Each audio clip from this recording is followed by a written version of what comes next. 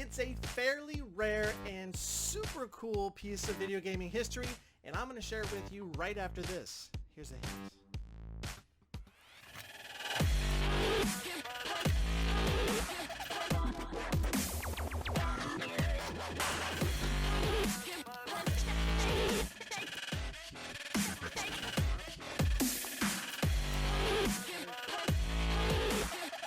What is this?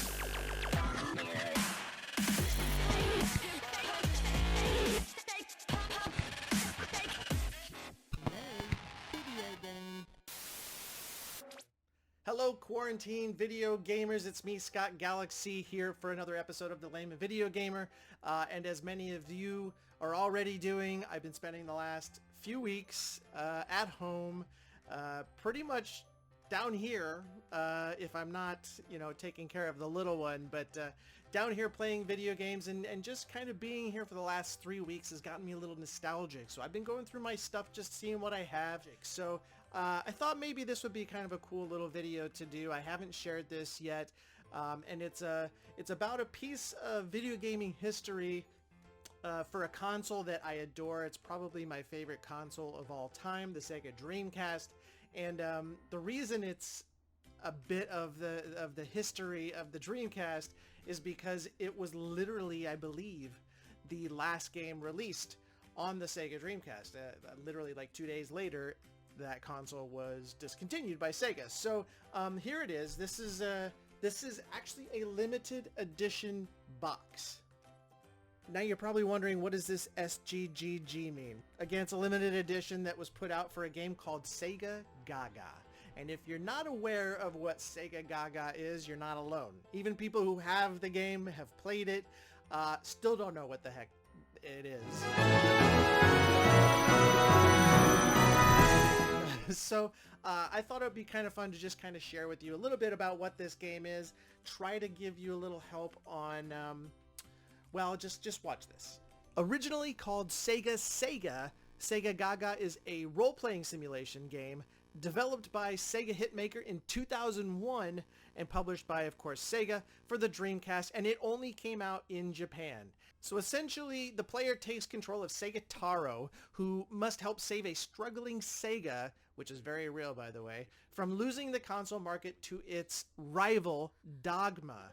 And they own 97% of the market. Now, the gameplay involves battling employees and other characters throughout various Sega development studios, some being taken from older Sega game franchises.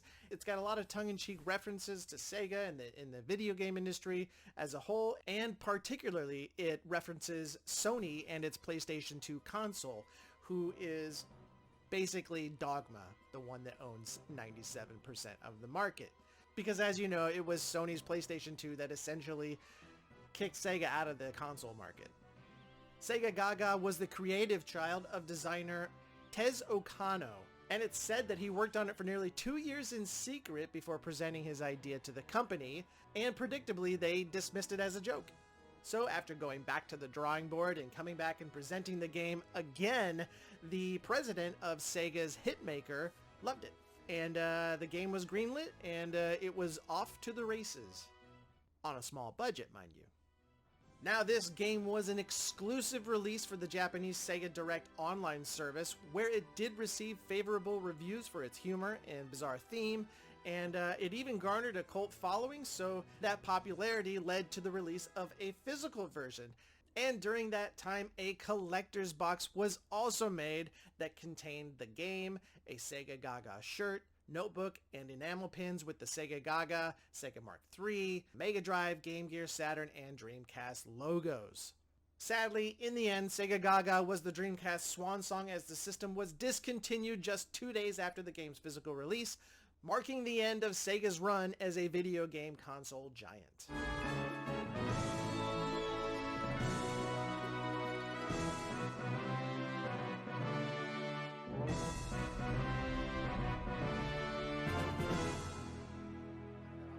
So, without further ado, again, here's the box, and I'll try to open it this way for you.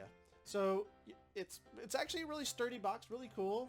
It's got the nice Sega SGGG on the front, and of course, here we go with this shirt. So, This is pretty cool. I mean, I'm tempted to wear this. I mean, I really am, but this is really cool, kind of a fun thing. Here's the game itself, and I don't know if you got a good shot. I actually really love the animation in this, and just again, the tongue-in-cheek, even though I don't understand most of it, you kind of get what they were going for. 世界中に出荷されていくの。あまりの大人気で工場をフル回転させてもなかなか生産が追いつかないわ。こっちはソフト製造部。セガのゲームソフトは熟練した職人の手で一枚一枚丁寧に焼き上げられ、有害な添加物などは一切使用していないわ。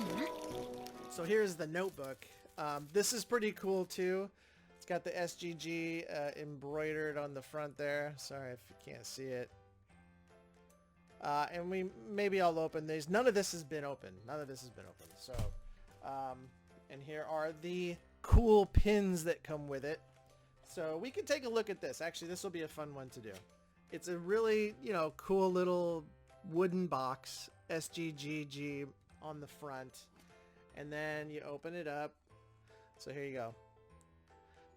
So you can see the SGGG logo there, the Sega Saturn, and these are, it's the Japanese versions, the Mega Drive, Sega Mark III, Game Gear, and Dreamcast. But those are really cool.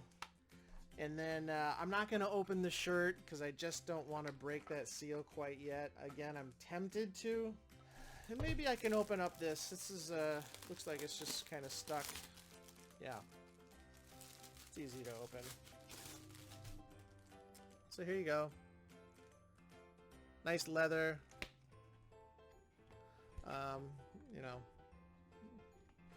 Pages on it. They're pretty cool. Again, it's all in Japanese, so you're not missing anything here. It looks like this might be just like a little introduction. There's like the song. Looks like maybe the notes to the theme song, possibly. Hard to tell. And then it looks like maybe a message.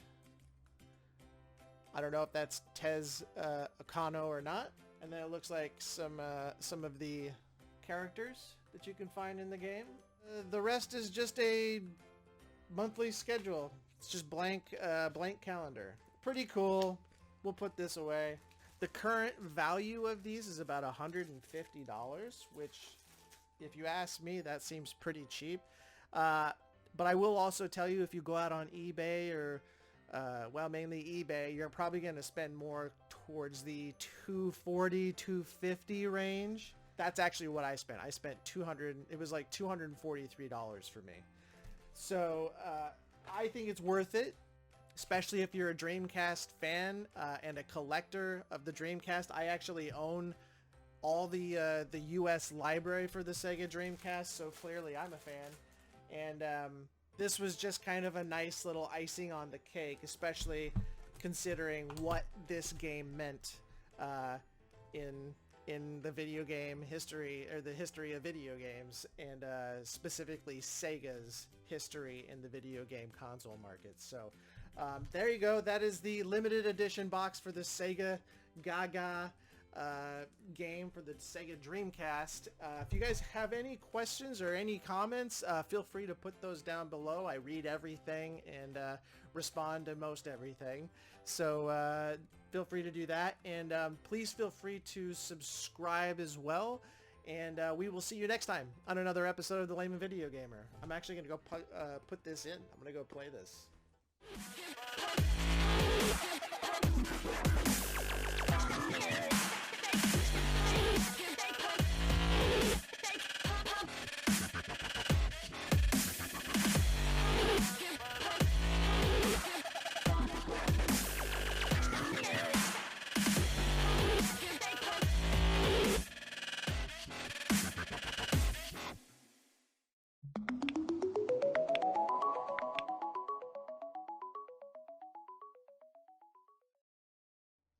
Stay safe.